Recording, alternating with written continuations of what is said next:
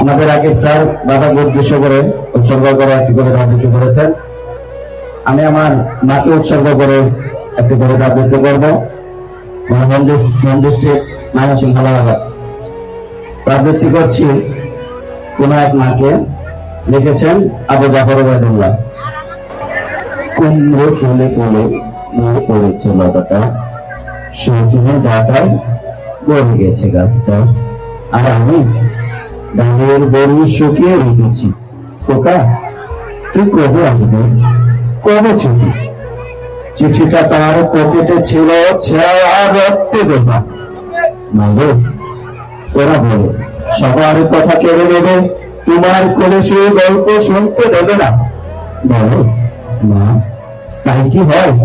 তাই তো আমার মনে হচ্ছে তোমার জন্য কথার জোরে নিয়ে তবেই না বাড়িতে। লক্ষ্মী মা রাগ করো না, মাত্র তো আর কথা বলে।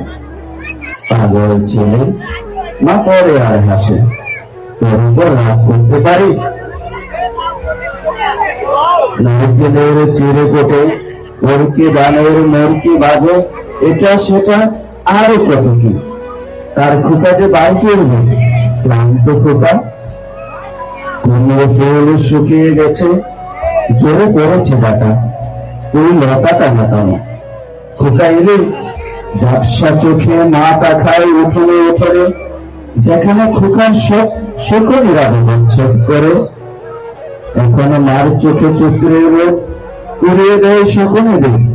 তারপর ধারায় বসে মা আবার গান বাড়ি।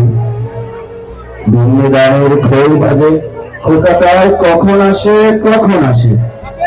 এখন মার চোখে শিশির রোদ স্নেহের রোদে বেঁধে পড়েছে। ধন্যবাদ সবাইকে।